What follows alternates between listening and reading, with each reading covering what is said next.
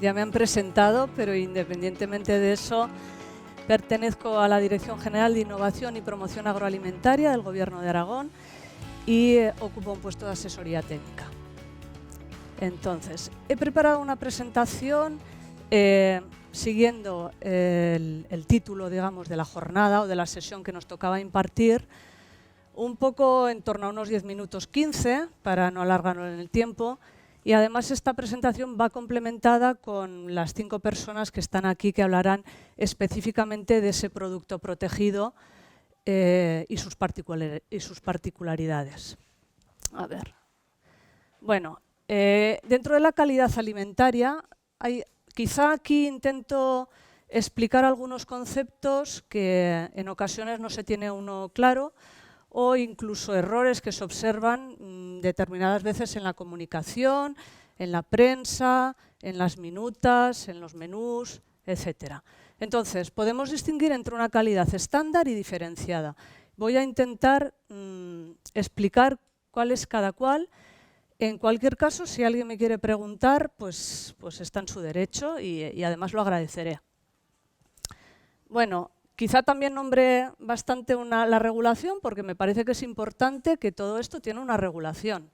No es porque sí, y en las normas, independientemente de lo arduas que pueden ser, los conceptos están ahí escritos y explicados. Y sobre todo en la norma lo que es interesante es leer los preámbulos, porque viene a explicar el porqué de lo siguiente, ¿no? Entonces, en Aragón hay una ley, que es la Ley 9/2006, fundamental, calidad alimentaria en Aragón. Esto es como consecuencia de los estatutos de autonomía de cada comunidad autónoma. Cada comunidad autónoma tenemos nuestras leyes de calidad, incluso algunas las tienen diversificadas en dos. La parte del sector vínico, pues por su particularidad y extensión, y los siguientes, o los restantes. Ese es el caso de Castilla-La Mancha, por ejemplo. Esta transparencia, la verdad es que la preparó una compañera y me parece ideal, por lo que, bueno, contrasta una con la otra. Entonces, esto viene de la ley, que os he comentado, la calidad estándar y la calidad diferenciada. La estándar no es más que aquello que todo producto que esté a disposición de un consumidor debe cumplir. Es la normativa obligatoria. Bien afecta a la salud pública, a la trazabilidad, a las obligaciones registrales que ese producto o ese operador tiene. Sin embargo, la diferenciada, como tal, diferenciada, es, además de esa, adicionalmente hay unos requisitos específicos, que en cada uno de las figuras son unos diferentes. Luego lo vemos un poco más al detalle. Es decir, una es de obligado cumplimiento, sí o sí, todo producto que esté en el mercado lo deberá cumplir, y otro es adicional. Ahora bien, aquel que voluntariamente ha querido entrar, esos adicionales también los deberá cumplir, está claro. Y algo muy importante que voy a recalcar y mucho es que además se certifica. No solo es que adicionalmente tiene requisitos de más, sino que son certificados. Bueno, pues es lo que aquí incluyo, el control oficial. Es importante. Calidad estándar. Solo he preparado esta porque la charla de hoy prefiero centrarla en calidad diferenciada. También denominada calidad comercial. Otras comunidades autónomas, en su ley, pues han decidido, el Estado, por ejemplo, llamarla comunidad comercial. Asegura la seguridad alimentaria, según las normas, pues he dicho, de etiquetado, de trazabilidad, de salud pública, de higiene. Debe cumplir varias normas, entre ellas vamos a hablar también de la referencia a los orígenes, al origen. La norma en general en este tipo de calidad dice que no debe confundirse al consumidor. Eso es muy amplio, pero a ver si soy capaz de poner algún ejemplo para que lo entendamos.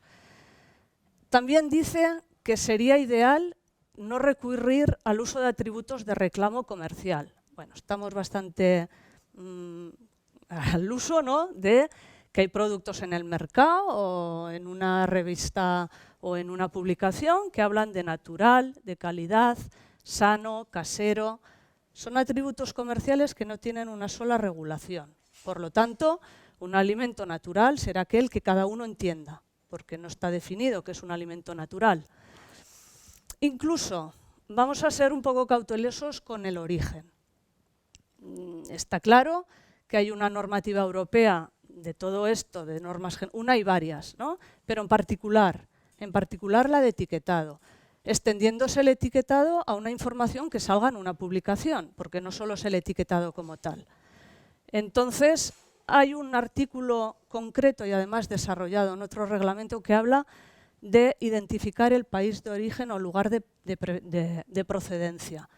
No se puede hablar de forma general. Cada producto tiene, digamos, la particularidad o la norma que le obliga en ocasiones a identificar el origen y como tal, para origen, hablamos de materia prima. Este es el caso de la carne de vacuno. La carne de vacuno sí o sí debe venir del lugar donde se ha cebado el animal, se ha sacrificado, se ha manipulado, etc. Todo eso viene en un etiquetado. Otras disposiciones, porque hay cierta inquietud y de reclamo en que se identifique el origen. No es fácil hablar en general de identificar un origen, pero sí que algunos productos finalmente tienen una regulación que cumplir, como es el caso de la miel. A veces el origen se queda en el Estado, o sea, origen España o no España, o país de la Unión Europea o país no de la Unión Europea. Es decir, también es difícil y costoso, gravoso, descender a un origen local, vamos a decir. Y el producto lácteo. Hay un Real Decreto que regula en España que se identificara el origen de la leche, en el queso, en el yogur, en la leche mismamente. Entonces, quedándonos con esto, que el origen se puede identificar y en algunas ocasiones se debe identificar, ahora pasaremos a la calidad diferenciada, donde ahí sí que está garantizado ese origen. Vale. Entre las figuras de calidad diferenciada he distinguido las que son de ámbito europeo y las que son de ámbito autonómico.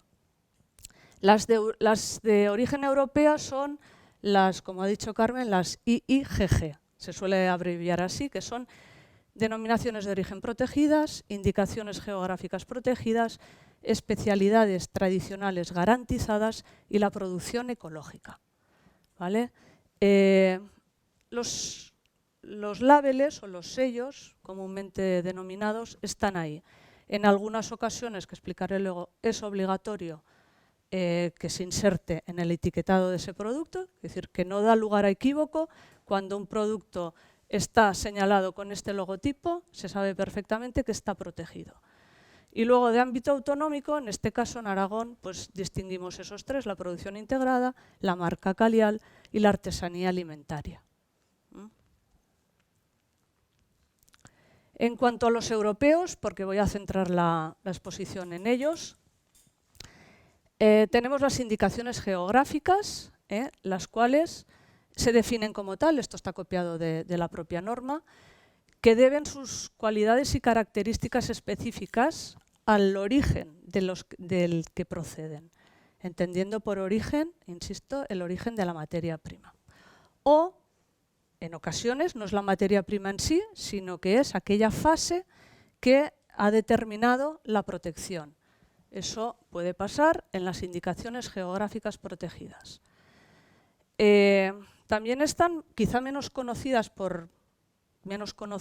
en el ámbito, digamos, general, las indicaciones geográficas de las bebidas espirituosas. Estas no forman parte de una denominación de origen protegida, sino que son simplemente indicaciones geográficas, por ejemplo, el pacharán navarro, o los productos vitivinícolas aromatizados, extraños en España, pero sí que hay un vino reconocido que es ese, el vino naranja del Condado de Huelva. Es uno de los ejemplos y creo que el único. Y en cuanto a las especialidades tradicionales garantizadas, las ETGs, simplemente comento, es una figura quizá menos conocida, menos demandada, y destaca porque su protección es debido al método tradicional de elaboración. Por lo tanto, no tiene una vinculación con un origen. Evidentemente, es un país el que promueve su registro, pero ese mismo producto identificado como ETG podría elaborarse en cualquier otro país de la Unión Europea, se entiende, siempre que se cumpla su pliego de condiciones. No hay una vinculación al origen, ni en la materia ni en el lugar de elaboración. En España tenemos una ETG que está en visos de cambiar a IGP, a modificar su registro, que es el jamón serrano. Comúnmente llamado jamón curado, o sea, comúnmente utilizado para denominar a veces al jamón curado que no al jamón serrano. El jamón serrano debe siempre identificarse con este logotipo y tiene su pliego de condiciones donde estipula, en este caso, cuál es el proceso de curación, básicamente. De la producción ecológica, simplemente he preparado esta transparencia, luego nos hablarán más en detalle de toda la producción ecológica. Simplemente advertir pues, que tiene un amplio espectro de productos, que debe su protección, su valor a aquellos aspectos que he señalado ahí, pues que son prácticas en favor del medio ambiente y clima, por supuesto un elevado nivel de biodiversidad, conservación de recurso natural y además una aplicación pues, bastante exigente en cuanto a producción y bienestar animal. Entonces, bueno, digamos que este párrafo, extraído también de la justificación de este régimen, lo he copiado de un reglamento, evidentemente desempeña un papel social, sí que es verdad que hay un consumidor y de cada vez mayoritario, y quizá en los países nórdicos más a mi favor, que demanda este tipo de producto y a la vez, pues evidentemente contribuye a una protección medioambiental y sostenible. Esta es la eurohoja, que siempre figurará en ese producto que esté en el mercado como producto ecológico. Quizá hay erróneamente una percepción de que el producto cercano habitualmente ya se le denomine ecológico o se tiende a pensar que es ecológico.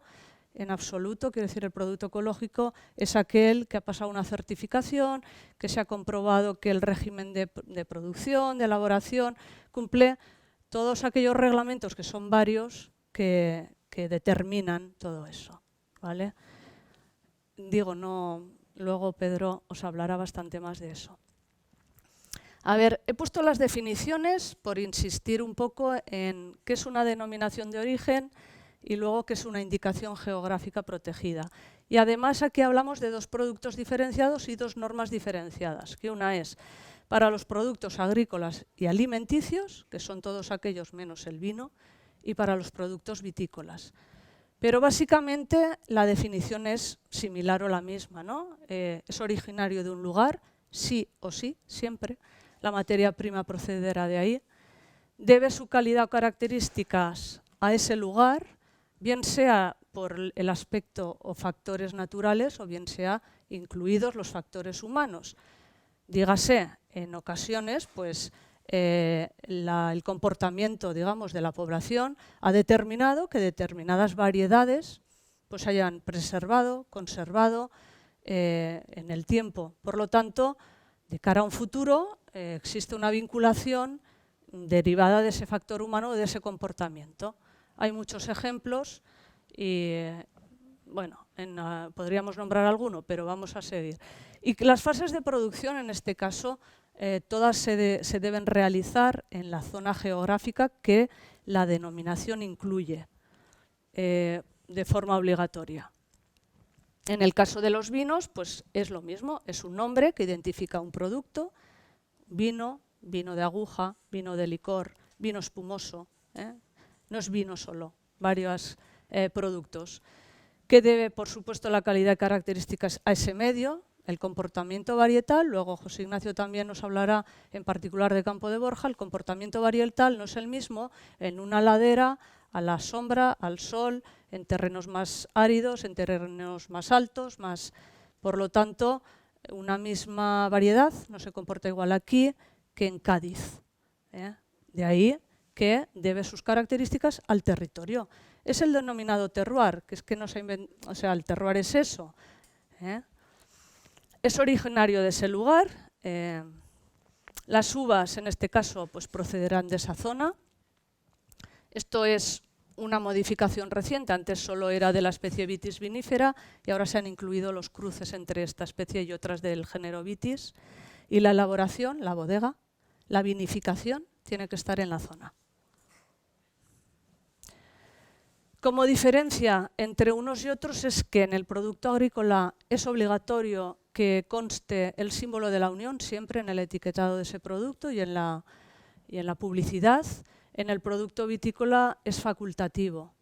Entonces, rara vez se ve en una botella de vino este símbolo, pero podría, pero es facultativo. Luego, evidentemente debe figurar la mención de denominación de origen protegida o su abreviatura más el nombre. Y adicionalmente, esto es lo que dicen los reglamentos, está el sistema específico de etiquetado que cada uno tenga.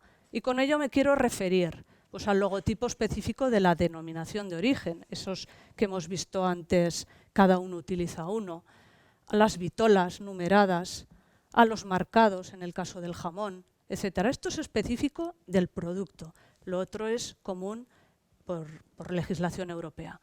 Y en el caso de los productos vitícolas, el reglamento dice que deberá figurar denominación de origen protegida o DOP.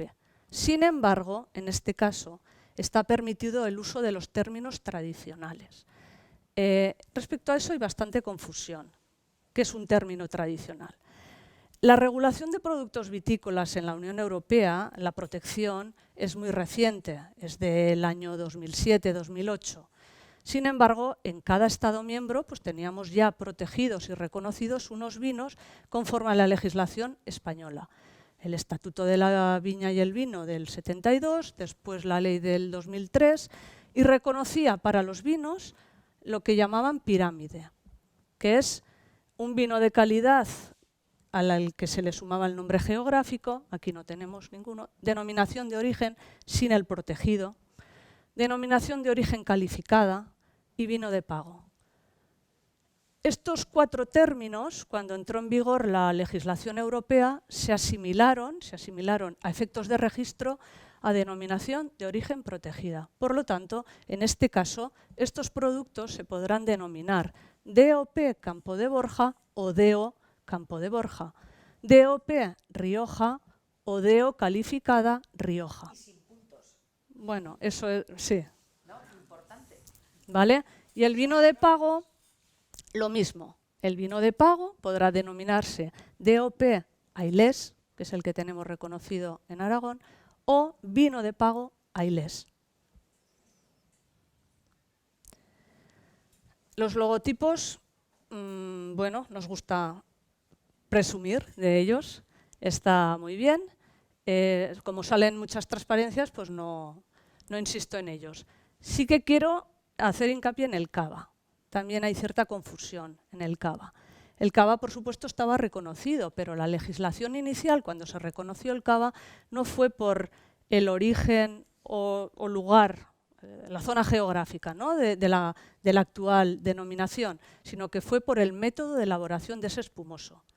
Por lo tanto, en el cava, inicialmente cuando se reconoció, entraron, bueno, mayoritariamente se elaboraba en Cataluña, pero también en otras zonas, que por supuesto han entrado a formar parte de la denominación a lo largo de los años.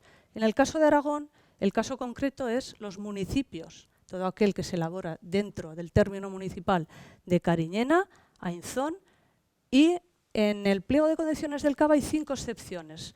5 bodegas que tienen permitida la elaboración de cava sin estar en la zona geográfica. En Aragón el caso es Bodegas Langa de Calatayud. O sea, no se puede elaborar cava en cualquier bodega que esté ubicada en Calatayud, solo lo puede elaborar esta razón social. Y hay 5 excepciones, entre ellas esta. Hay otra en Aranda de Duero, hay otra en Gerona y 2 más que no recuerdo. Aquí hemos puesto, respecto a ese etiquetado específico de cada producto, bueno, algunos ejemplos que luego no se van a citar, pues porque bueno, hay 5 personas y no cabía mucho más. El caso del jamón de Teruel, ¿vale? Jamón de Teruel, paleta de Teruel. Eso también es algo que confunde. Yo entiendo que el nombre quizá no es el más acertado, pero inicialmente el jamón era jamón de Teruel.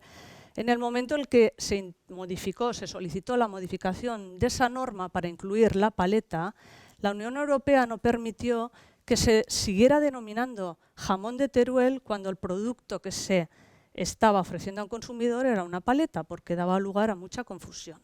En ese momento obligó a que el nombre de la denominación sea ese. Sin embargo, sí que permite, evidentemente, que a la hora de etiquetar ese producto o de reseñarlo en un artículo, en una carta, en una minuta, se denomine tal como es decir, jamón de Teruel DOP o paleta de Teruel DOP. No es necesario todo el nombre, ¿vale? Pero cuando se habla en general de la denominación, sí que es correcto, y debe ser así, citar ambos nombres, ¿vale? Bueno, el jamón, pues como todos los productos, identifican, además de este logotipo europeo que he dicho, con el propio de la denominación, sí o sí, lo dice su propia norma. Además va marcado a fuego una estrella con la palabra Teruel, además lleva una matrícula de trazabilidad, etc. Entonces, evidentemente, aquí he puesto un ejemplo del producto entero, pero este producto también se filetea y se envasa, ¿no? en blisters, en lonchas, que también identificarán, por supuesto, ese producto. Esto es bastante novedoso. Se incorporó recientemente en su norma y son menciones facultativas. Algunos operadores pueden utilizar, bueno, todos ellos los que están dentro del Consejo Regulador, pueden utilizar facultativamente, el que lo desee, estas menciones en su etiquetado, que básicamente identifican los meses que se refieren a la elaboración y al peso en el momento en el que se califique ese producto. Y en función de este tiempo, periodo y peso, pues se denominará más de 18 meses, más de 22 y en las paletas más de 10 o más de 11. Esto es bastante reciente. Otro ejemplo que he querido destacar es el de la cebolla Fuentes de Ebro. El logotipo de la denominación es ese, pero sin embargo, evidentemente ese logotipo en ocasiones pues, resulta grande, no encaja, y tienen también previsto utilizar ese, que es desde luego el que más se ve, para el consumidor, me refiero, para cuando ese logotipo pues, resulta excesivamente grande. Pero si os fijáis en la caja está la identificación correcta según la Unión Europea, el logotipo y el sello europeo. He puesto ahí también, bueno, pues tienen también reconocido dentro de la norma, dentro del pliego, el pliego de condiciones, la cebolla fresca, además de la que secan, ¿no? Entonces, esto también puede estar en el mercado. Vinos con denominación, he puesto algún ejemplo, he dicho luego Campo de Borja explicará la particularidad de esos vinos. Bueno, en el vino el producto cuando va envasado en una botella, pues la verdad es que es bastante más fácil identificarlo que cuando se vende a granel, fileteado o en fresco, ¿no? Como es el caso del melocotón de Calanda, la cebolla Fuentes de Ebro. Tienen mayor dificultad en que el consumidor distinga o pueda apreciar que eso está protegido. Las contraetiquetas, esta foto, bueno, la he sacado de por ahí, ya no sé si utilizan exactamente este tipo de numeración o no, pero no deja de ser más que una contraetiqueta donde viene la denominación de origen y el nombre de esa denominación. Aquí está Cariñena, por ejemplo, en este vino utiliza el protegida, en este no se utiliza. Está permitido, como he dicho antes, por los términos tradicionales. El vino de pago, Ailés, en el mercado tiene identificado como vino de pago o como DOP. Yo he visto ambas situaciones y ambas son correctas. He puesto, como 3, creo, de errores frecuentes que se observan en las menciones en las revistas, especializadas o no, en la prensa, en las notas de prensa, en los periódicos, en ocasiones en las minutas, en los menús y en las cartas de los restaurantes. El nombre protegido no es otro más que el protegido. No se puede alterar el nombre. El nombre es el que tal cual se haya inscrito en el registro europeo, ¿eh? Y siempre se debe citar conforme a eso. Es que además es un derecho de propiedad intelectual, es una marca, no podemos cambiar el nombre de una marca registrada, sea cual sea. Entonces, os he puesto el correcto y el incorrecto. Esto está sacado de Minutas Reales. Tostadas con tomate y aceite del Bajo Aragón DOP es lo correcto. A ver, no está escrito en ningún sitio cómo se debe citar ese nombre protegido, no está escrito, ¿no? Pero sí es cierto que la Unión Europea siempre que cita un nombre protegido lo entrecomilla, y a mí me parece fabuloso. ¿Por qué? Porque el consumidor debe, eso le puede dar una pista ya, ponga DOP o no lo ponga. Si pone aceite del Bajo Aragón entrecomillado, es un producto protegido. Preferiría que lo identificara como DOP, porque da más pistas.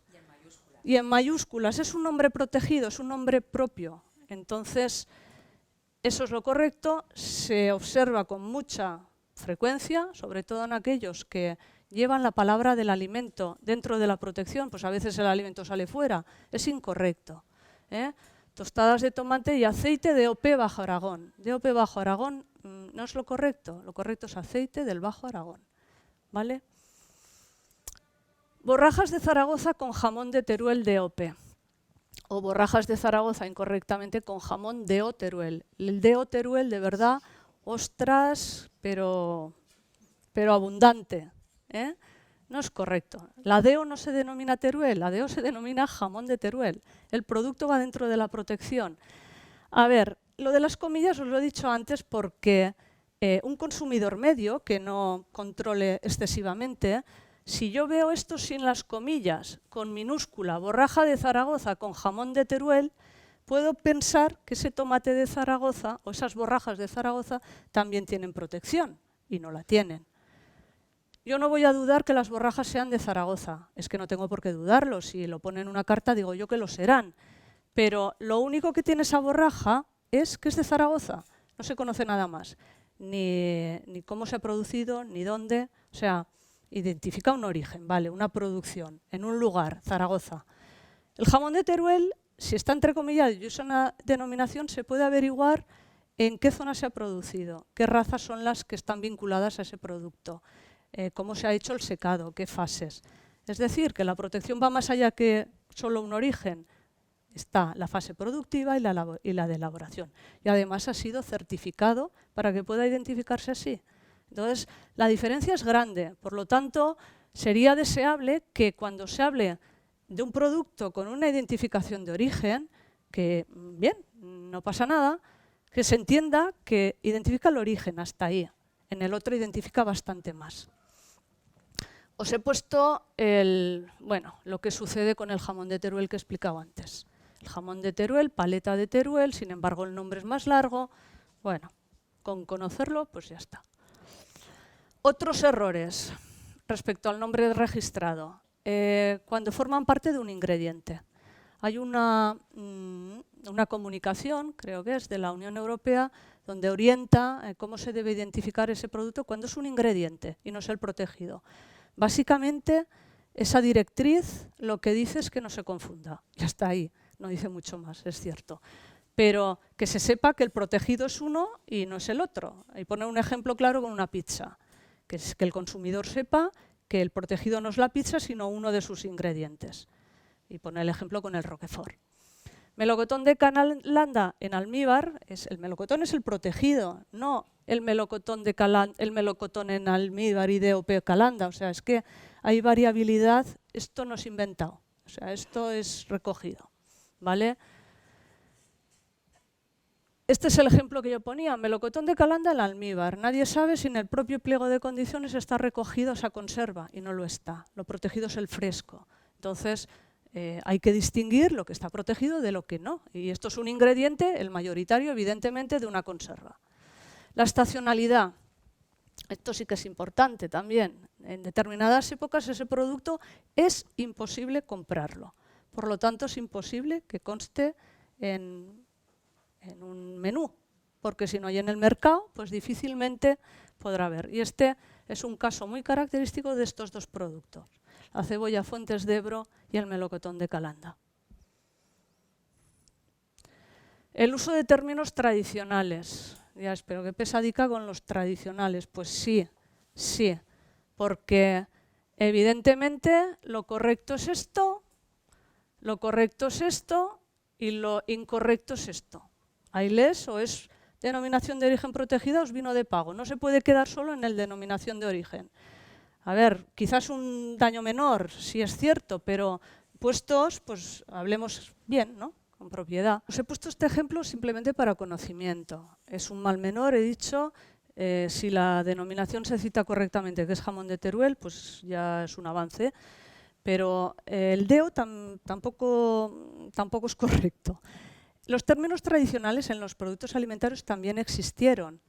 En el 92 es cuando se regula a nivel europeo la protección y el registro europeo. Pero ya en esa época, o en esa fecha, los Estados miembros ya teníamos algunas denominaciones registradas y protegidas registradas, ¿no? Reconocidas. Sin embargo, los reglamentos que le sucedieron al del 92 siguieron manteniendo los términos tradicionales hasta el 2009. Y a partir del 2009, el por qué no lo sé, la verdad, ha dejado de estar en la regulación o en la legislación el uso de esos términos tradicionales. Y en el caso de los alimentarios, esos tradicionales eran denominación específica y denominación de origen, sin el protegida. Todos estos productos, y aquí he puesto los dos ejemplos que tenemos aquí, en el 84 la denominación de origen jamón de Teruel fue reconocida. Previamente había un reconocimiento provisional, pero en el 84 el definitivo. Y cuando entró en vigor en el 92 la legislación europea, y transcurridos unos años, se notificaron a la Unión Europea todos aquellos productos ya reconocidos en los Estados y se inscribieron de oficio en el registro de denominaciones de origen. Y se asimilaron las DEOs a DOPs y las DE a IGPs. Este es el caso del ternasco también. Esta es la definición de indicación geográfica protegida, ¿vale? También es un nombre que identifica un producto que procede de un país o de una zona, de una región. Y esta básicamente es la cualidad que le distingue de las DOPs. Es decir, además de que las fases alguna puede estar fuera, o sea, sí, pero la principal cualidad es esta, es la B. Es decir, que ese producto se ha reconocido porque se ha podido demostrar la cualidad o reputación, pero en general, es decir, en el caso de las DOPs tiene que demostrarse que la influencia del viento, del agua, del territorio, del factor humano influye en el producto, es decir, una zona más ácida puede producir, o una zona más caliza puede producir más acidez. Pero eso demostrado, con un informe avalado por una unidad universitaria, técnica, avalada.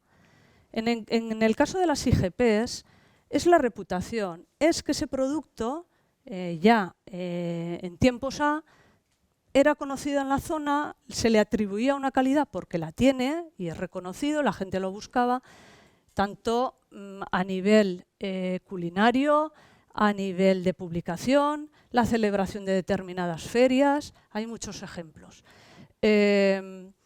Las cotizaciones en las lonjas, ese producto siempre existió y además puede demostrarse con muchos documentos y variados que ese producto era reconocido en esa zona y entonces se le atribuye una cualidad específica porque se producía allí y conforme a un método.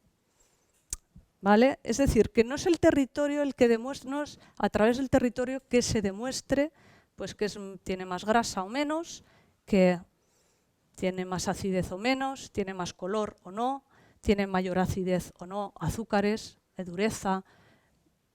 ¿Me he explicado? ¿O lo he intentado? Bueno, la definición en cuanto a IGPs, la particularidad es que al menos el 85% de la uva proceda de la zona y vuelta otra vez con la reputación y calidad. Aquí no se ha demostrado en una IGP que le aporta al territorio a ese vino, sino que ese vino se elaboró en esa zona en tiempos A. El símbolo de las IGPs es ese, obligatorio para productos agrícolas, facultativo para productos vitivinícolas. El término tradicional, vino de la tierra. Los vinos de la tierra nacieron antes que el régimen europeo. Por lo tanto, lo mismo, este régimen entra en vigor más tarde, en el 2008-2009. Todos aquellos vinos de la tierra que estaban ya reconocidos en cada Estado miembro, no, en España, pasaron a inscribirse en el registro europeo como IGPs. Y puede usarse ese término tradicional indiferentemente, puede denominarse IGP o vino de la tierra. IGPs en el ámbito agroalimentario, tenemos el Ternasco de Aragón y dos de ámbito supraautonómico, que ya ha comentado antes Carmen. En el caso del espárrago de Navarra, municipios de la provincia de Huesca y Zaragoza, y bastantes además. Y en el caso de la ternera, o sea, de la carne de Ávila, perdón, la producción en la serranía de Albarracín y Maestrazgo, la producción, las explotaciones. Los vinos de la tierra o vinos con indicación geográfica, hay 5 menciones y una supraautonómica, que es la Ribera del Keiles, que hay 9 municipios de la provincia de Zaragoza incluidos en esa indicación. Bueno, simplemente unas imágenes que lo explicará luego Patricio. En el caso de los vinos de la tierra, y os he dicho, se puede utilizar indistintamente la mención IGP como vino de la tierra. Ambas son correctas y ambas serían correctas en una carta de vinos de un restaurante. Y para finalizar, bueno, he puesto unos impactos socioeconómicos de estas figuras de las que he hablado. Evidentemente, para el productor hay una valorización del producto amparado, eso es indudable, mejora la competitividad en el mercado, es un producto pues, que tiene un reconocimiento, está valorado, está demandado. Hay una protección de ese nombre, por lo tanto, eso le confiere una serie pues, de impacto positivo, que es que se puede defender ante cualquier uso indebido, una imitación, incluso una evocación. Eso sucede, ¿no? Se intenta copiar, se intenta evocar, a ver si el consumidor se equivoca y compra otra cosa por lo que no es.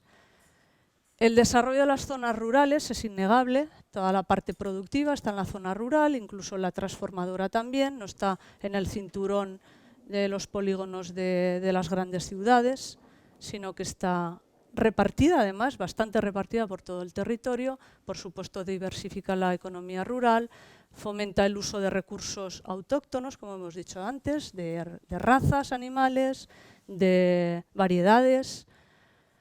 Para el consumidor, pues hay una confianza. Hemos dicho que esto está certificado, hay una certificación que avale ese producto que está en el mercado. Por lo tanto, el operador, además de su autocontrol obligatorio por la normativa general, tiene una auditoría del organismo de control que certifica ese operador. Ese mismo organismo ha sido también vigilado y controlado por la Entidad Nacional de Acreditación y por la propia Administración. Hay una información clara sobre la materia prima, es lo que os he dicho antes del tomate de Zaragoza. Ahí no simplemente es de Zaragoza, y vamos a suponer que lo fuera, pero aquí se puede conocer perfectamente en ese producto qué razas, de qué razas procede el producto o de qué variedades, cómo se elabora, qué fases en la elaboración tiene, etc. Todo eso viene recogido en su pliego de condiciones. Sin embargo, pues bueno, todo eso, pues si tanto beneficio, ¿verdad? ¿Por qué no tenemos más denominaciones de origen? Pues hay varios factores y yo he recogido estos. Primero, debe existir un interés grupal, un interés de los productores, porque esto no nace de oficio, esto nace a petición de. Por lo tanto, en ocasiones hay productos que merecerían ser protegidos porque por su definición y por su constitución cumplirían la definición, pero debe existir una agrupación que se aglutine por productores, transformadores y lo presente. Eso a veces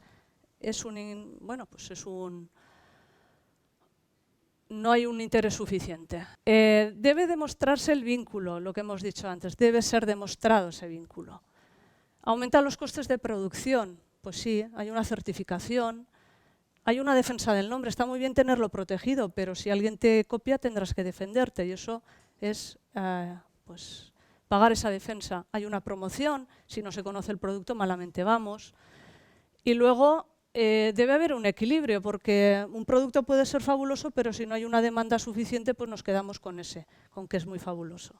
Entonces, para mí, estos son unos hándicaps que permiten o que no permiten que cualquier producto esté registrado en Europa. Y hasta ahí.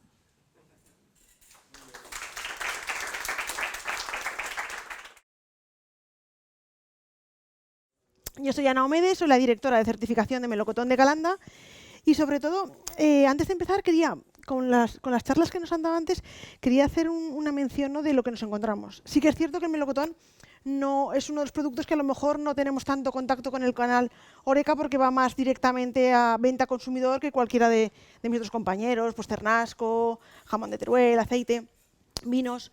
Entonces, lo que sí que es cierto es que tanto en el melocotón de Calanda como en el jamón, ¿no?, cuando decían cómo nombrarlos, es decir, lo más fácil es poner DOP o IGP y el nombre. Y así seguro que acertamos. Eso para empezar. Y luego, que también hay un problema de confusión de decir melocotón de Calanda. Por ejemplo, sobre todo, en nuestro caso tenemos el problema de fraude en fruterías. Entonces, melocotón de Calanda. Y cuando vas les dices, oye, es que no es melocotón de Calanda, no lo puedes poner, porque tal.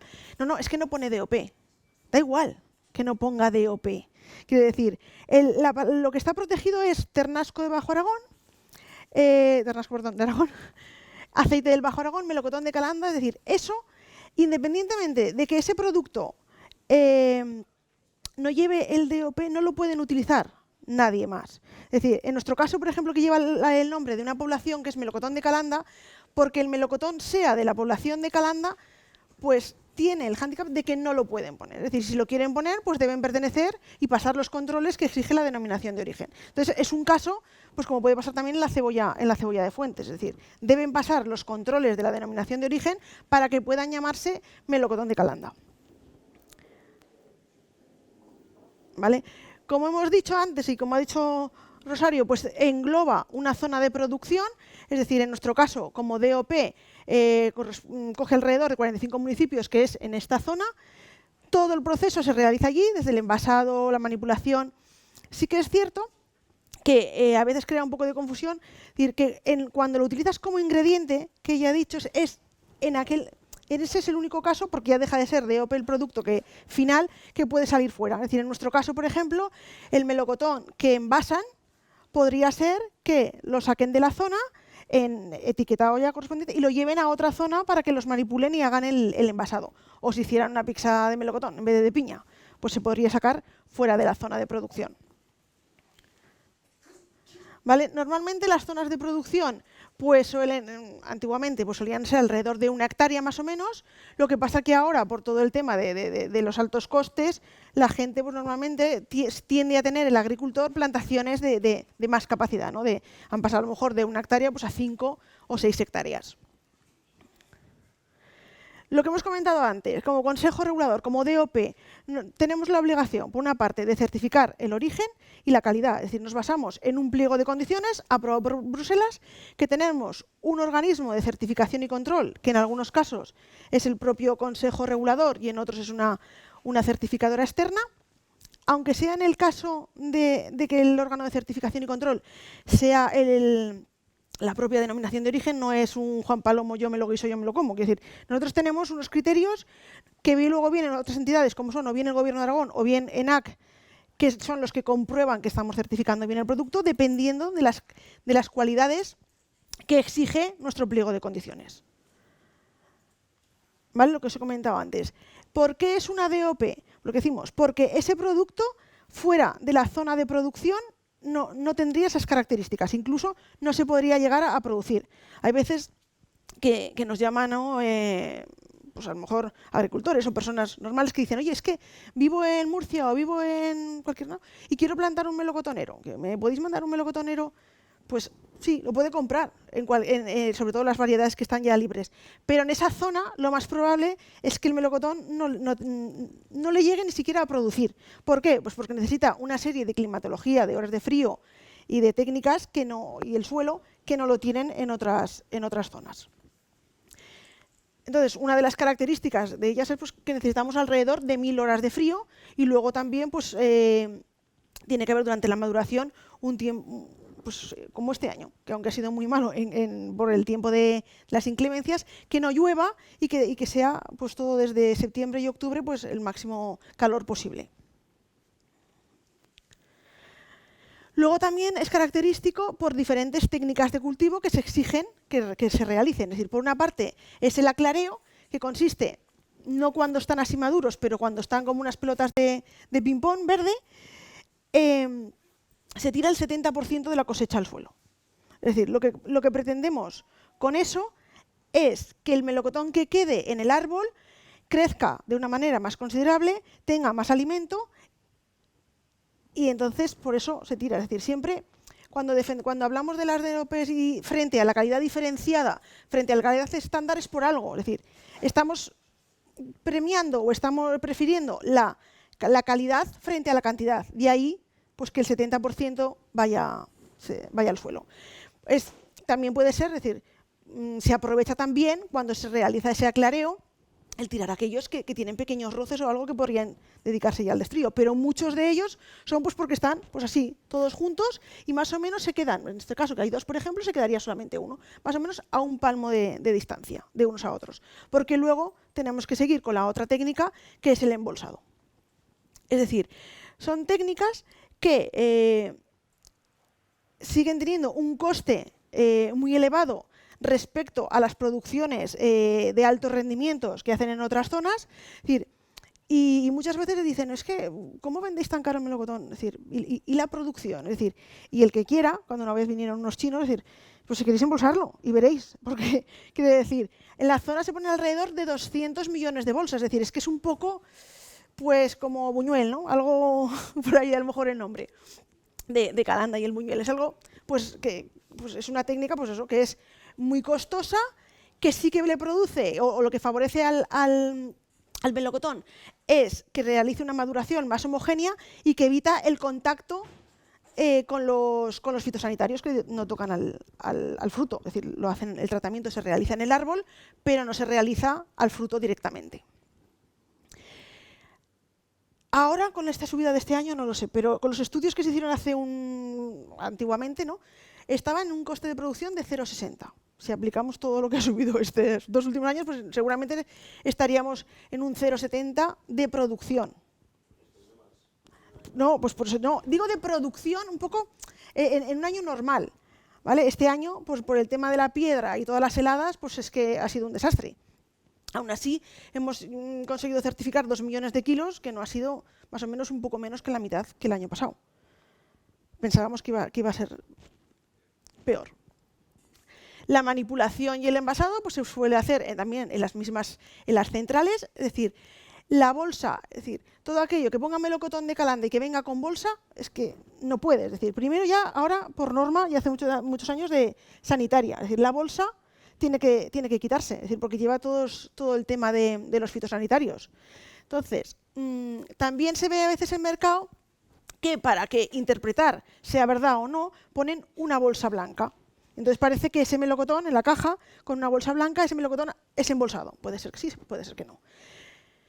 Luego nosotros, ¿cómo nos encontramos? Luego lo veremos en una foto, ¿cómo nos encontramos? Que había un poco de fraude en eso, en el que se ponía una bolsa, pues patentamos una bolsa negra, un poco en relación con el logotipo para identificar que la bolsa, que mucha gente pregunta, ¿la bolsa es negro? Pues no, es blanca, pero era un poco por diferenciarlo de las empresas que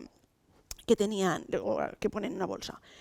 Dentro de los trabajos que tiene que hacer una denominación de origen son controles de calidad. Entonces, y siempre un poco yendo por delante del mercado y cada vez controlando más. En el caso del melocotón, lo que nos ocurría era que todo aquel producto o melocotón que nosotros controlábamos azúcar y dureza, lo destruíamos.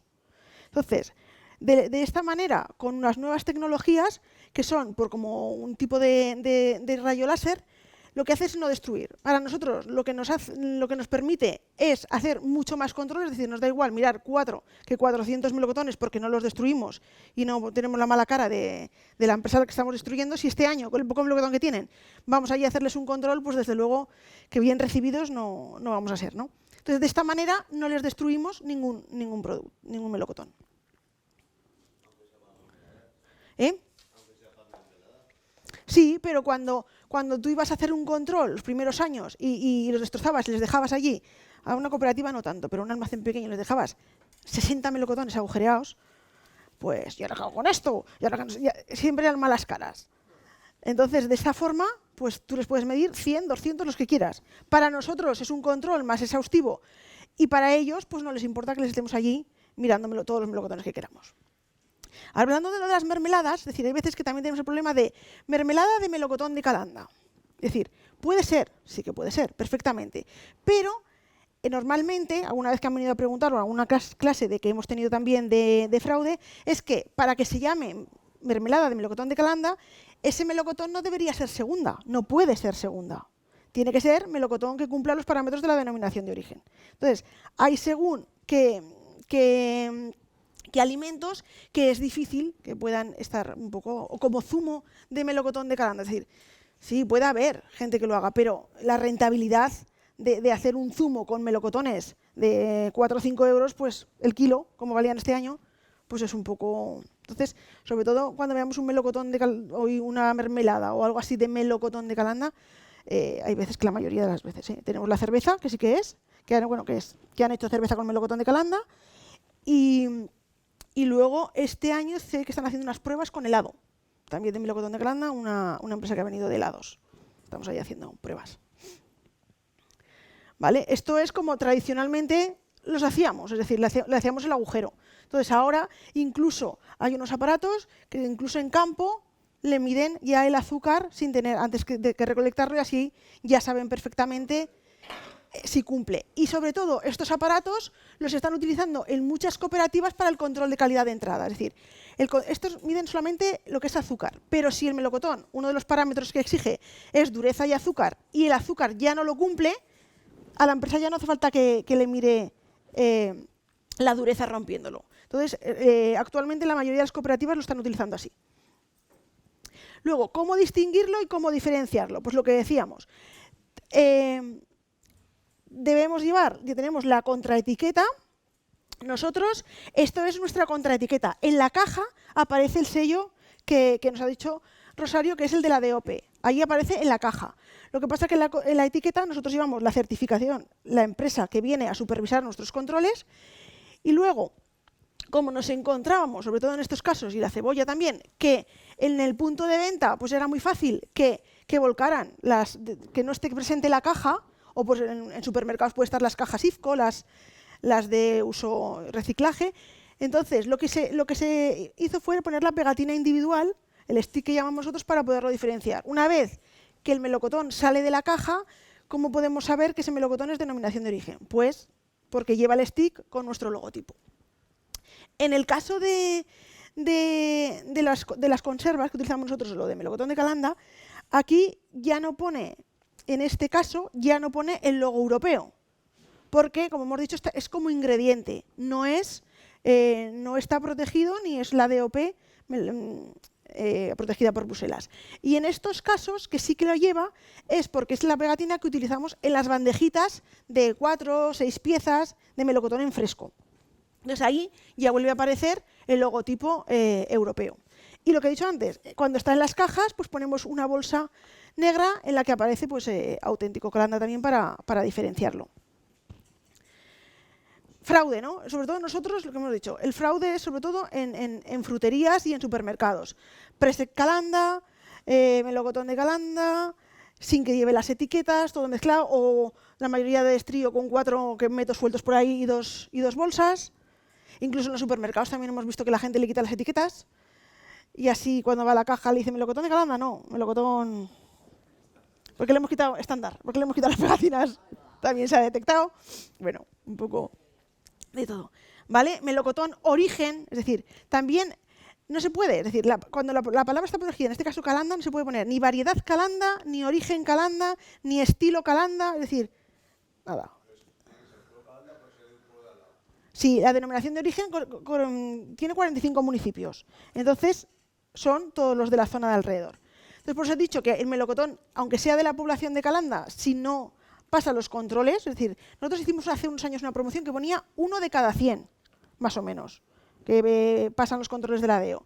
O si en la zona, toda la zona de producción del Bajo Aragón se producen unos 30 millones de kilos, pues estamos certificando como mucho 4,5 millones o 5, como mucho el año buenísimo. Y este año 2, pero claro, este año tampoco había los 35 millones de kilos.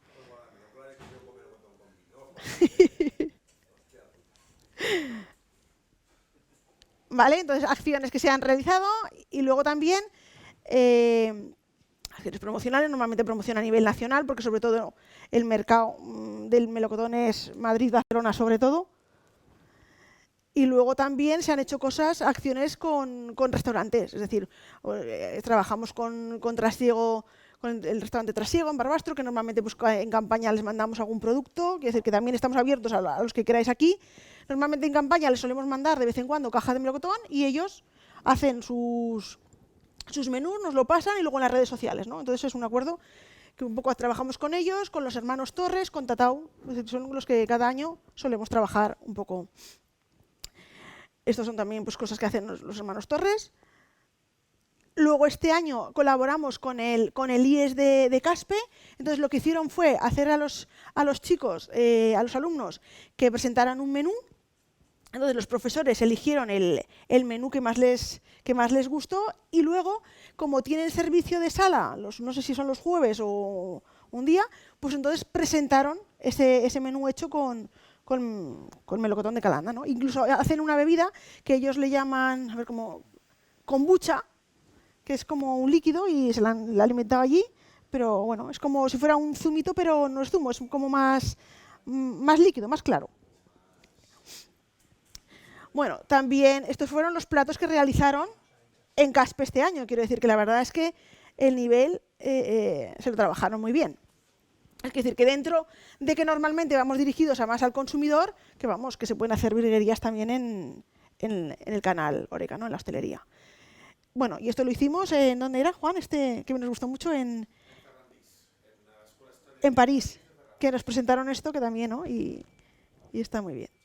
Pues bueno, yo ya he acabado, he recuperado un poco el turno, que estamos 5 compañeros, y así. Venga, muchas gracias.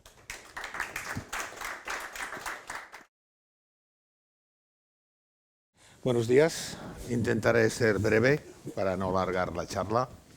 Soy Juan Baseda y soy el secretario y director técnico de la Denominación de Origen del Bajo Aragón. Mi charla va a ser un poco diferente porque, como bien ha dicho Rosario, nuestro producto es un producto envasado, etiquetado y referenciado. Entonces, pues claro, nosotros no tenemos tanto problema de fraude.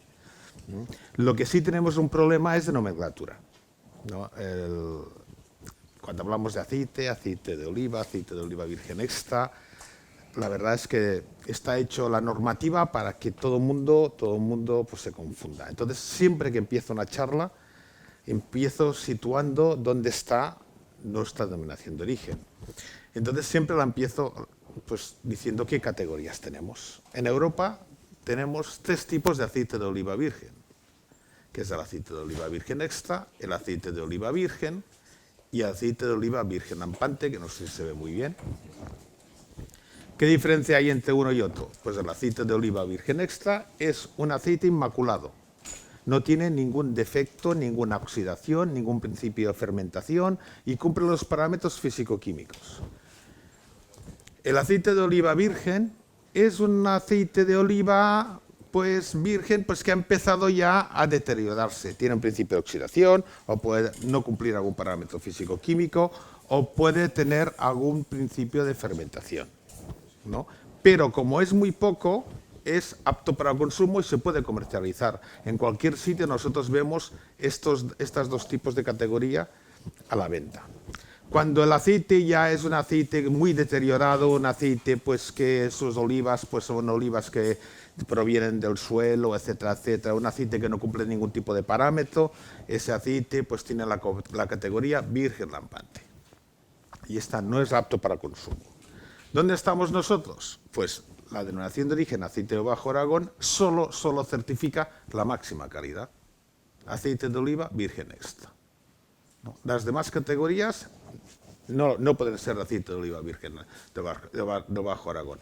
¿Qué otras son? Hemos dicho la segunda calidad que se puede comercializar, aceite de oliva.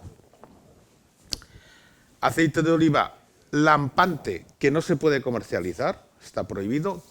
¿Qué fin tiene? ¿Dónde va a parar? Ese aceite solo tiene un fin, ir a un proceso refinado, que es un proceso físico-químico, agresivo, en el cual se quita todo lo malo, pero también lo bueno. Y sale al mercado como aceite de oliva. Se le añade un 5 o un 6% de un virgen a un virgen extra y sale al mercado como aceite de oliva. Y un cuarto tipo de aceite, que es aceite de orujo de oliva. El orujo es un subproducto del aceite y del cual se produce una extracción y un refinado. Y a raíz de allí sale aceite de oliva. Esos 4 tipos son los 4 tipos, ¿no? 4 tipos de aceite de oliva que salen al mercado. Y en el cual repito que el aceite de Bajo Aragón solo certifica el primero. Nuestra denominación de origen es una denominación de origen que nació más o menos en el año 2000. Esos son los datos técnicos, no los voy a marear con cifras, tan solo decir que tenemos 36 empresas inscritas, hay de todo. Tenemos cooperativas muy pequeñas, empresas grandes, empresas que comercializan a nivel local, a nivel regional, a nivel internacional. Lo más importante es nuestra variedad. ¿Qué nos diferencia? Pues nos diferencia la variedad. ¿Por qué? Porque tenemos 3 variedades, en las cuales la más importante es el empelce. El empelce es una variedad de olivo aragonés, nacido aquí. Su origen es aragonés, se le conoce como el aceite de Aragón. El empelce siempre se asocia a Aragón, siempre. Pero también tenemos la arbequina, que es una variedad, pues el origen es Arbeca, al lado en las Garrigas, y entonces nosotros, como físicamente estamos muy cerca, nuestra mequinenza, nuestra zona este toca a las Garrigas, pues a la arbequina siempre ha existido de una manera autóctona en el Bajo Aragón. Y por fin la Royal, que es una variedad muy local, está en el municipio de Ayoza y está dentro de nuestro pliego de condiciones. Todo lo demás son datos técnicos que no me voy a expandir ahora porque vamos un poco pillados de tiempo. ¿Qué nos diferencia? ¿Qué somos? ¿Cómo es el aceite de Bajo Aragón? Pues de muchas maneras.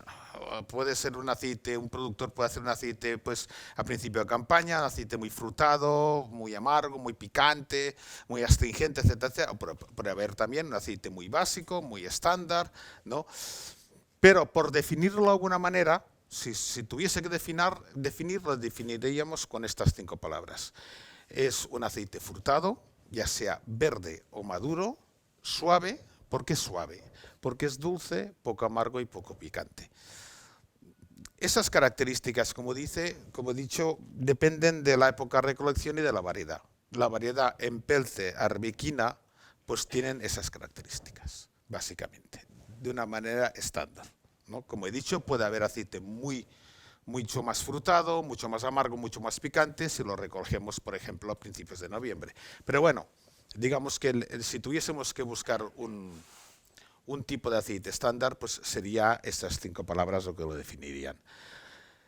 ¿Qué hacemos desde la denominación de origen? Pues hace un par de meses me llamó una señora a la denominación y me puso al teléfono y me dice, oiga, ¿qué caducidad tiene el aceite? Digo, vamos a ver, ¿por qué lo pregunta? Dice, no, porque quiero comprar ahora en septiembre, eso, hace 2 meses. Pues a ver, pues si envasan en septiembre será de 1 año. Ah, de 1 año, vale. Digo, piense una cosa, señora, que todo el aceite está producido el año pasado. O sea, no producimos aceite en junio y a partir de ahí se pone la caducidad. Ah, claro, tiene razón. Entonces, pues digo, bueno, acabamos, pues le recomendé que comprase una caja y cuando llegase la campaña, pues que acabase de comprar la cantidad de aceite que quería comprar. Lo digo porque Nosotros, nuestro aceite, el aceite que certificamos se controla de 2 a 3 veces. Primero, el autocontrol de las empresas, hace todos los análisis que requiere el pliego de condiciones. Luego, el proceso de certificación, ese también lleva un segundo análisis de los lotes nuestros que salen al mercado. Y cuando un lote no se ha agotado y llega el verano y llega ya hace unos meses que está elaborado, pues se verifica con otro control para estar seguros de que el aceite pues no ha perdido propiedades, porque el aceite no estamos hablando de vino, ni de jamón, ni de coñac. No, el aceite en el momento que se elabora empieza ya, la evolución siempre es negativa. Por lo tanto, tenemos que estar seguros, ¿no?, de que ese aceite siempre cumple el pliego de condiciones. Dadas las características de nuestro aceite, que es un aceite suave, sirve para todo. En ese aspecto, pues ¿para qué sirve? Pues en crudo, ideal. Es un aceite ideal para pan con tomate, para una ensalada, para cualquier cosa. Pero también sirve, pues, para productos elaborados. ¿Eh? ¿Eh? Aquí. Pues sirve para todo, porque con esas características el aceite sirve para todo. Un aceite, por ejemplo, yo no me imagino un aceite con una merluza elaborada con un aceite muy frutado de una variedad que no quiero mencionar, no una variedad muy agresiva, muy verde, que de aroma césped. Si lo haces una merluza, pues la merluza a lo mejor al final tiene aroma a ese aceite, ¿no? Por eso nosotros, nuestra misión, la misión de nuestro aceite es que potenciar el plato, no ser el protagonista. Esta es la misión del aceite, no ser el protagonista. Ayudar a que el plato sea mejor, ya sea un pan con tomate, una ensalada o cualquier guiso. Y ahora me voy a meter en un sitio que no sé si saldré vivo, porque ya cuando supe que había aquí representantes de la hostelería, pues digo, voy a hablar un poco, y que estamos hablando de la cocina, de las frituras, ¿no? Les voy a intentar convencer que las frituras elaboradas con aceite de oliva virgen extra, pues es lo mejor que hay, ¿no? ¿Por qué? Porque los aceites al calentarse se oxidan, ¿no? Pero la AOV, esto es aceite de oliva virgen extra, siempre es la abreviatura, no puede llegar hasta los 180 grados sin descomponerse. ¿Por qué? Porque tiene una fracción que se llama insaponificable, que un 2% que tiene antioxidantes, tiene una serie de componentes que hace que ese aceite no se deteriore. Tenemos otros aceites pues que se deterioran porque tienen composiciones diferentes, dobles enlaces, que se oxidan más fácilmente, dan radicales libres y por lo tanto son menos saludables, ¿no? En ese aspecto sí que es algo que el aceite de oliva virgen extra se puede reutilizar, siempre se puede reutilizar mientras lo colemos, hay que filtrarlo. Porque un aceite que tiene residuos de la última fritura se descompone. Descompone y hace que el aceite evolucione más rápidamente. Ventajas que tenemos por usar aceite de oliva virgen del Bajo Aragón en una fritura, pues que al aumentar la temperatura, podemos aumentar la temperatura, se hace más rápido, una croqueta se hará más rápido y se degradan menos los nutrientes. Por ejemplo, más ventajas. El aceite de oliva virgen extra no penetra dentro del alimento, eso ya se sabe, forma una crosta. Esa crosta, ¿qué hace? Pues que al no penetrar dentro, ese alimento tenga menos calorías. Gastamos menos aceite, porque el nivel baja menos, el nivel de la freidora, ¿no? Y el alimento se conserva mejor en su cubo interior. Esto son demostrado, eso está demostrado. ¿Qué otra ventaja hay? Pues una mejor digestión. Si nosotros a veces dices, ostras, he comido, pero no sé, tengo como una pesadez de estómago. Pues si hay menos penetración de aceite dentro del alimento que estemos elaborando, pues tenemos una mejor digestión, mejor pesadez, y encima se dilata más. O sea, ¿el aceite crece? Pues sí, pero crece siempre que sea aceite de oliva virgen extra, porque es un producto natural, un jugo de la oliva que le hemos quitado el agua y tiene capacidad de dilatación. Y además, prestigia, ¿no? Hoy en día hay muchos alimentos, ¿no?, que están elaborados con aceite de oliva virgen extra y se pone. ¿Por qué? Porque está demostrado que es la grasa más saludable. Los científicos ya está demostrado a todos los niveles que al contener ácido oleico, pues es el ácido graso pues monoinsaturado más saludable y por lo tanto es la grasa en ese aspecto recomendada pues para su uso. Otro ejemplo de que prestigia.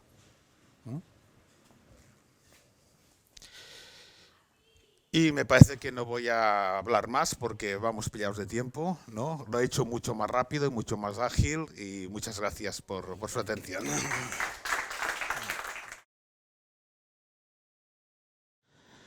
Pues nada, buenos días, me toca a mí, ya es casi la hora de comer. Pues es que tampoco tenía muy seguro a quién venía a hablar y he preparado una charla.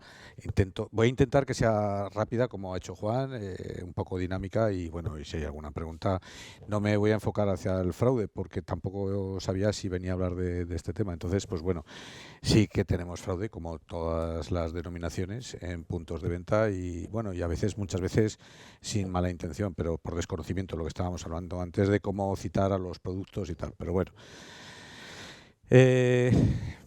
las primeras las voy a pasar un poquito más rápido porque bueno, esto, como tampoco sabía el público, pero aquí ya muchos conocen lo que es un consejo regulador, otros a lo mejor no tanto, pero somos una corporación de derecho público que tenemos asignadas una serie de funciones, control del producto y promoción.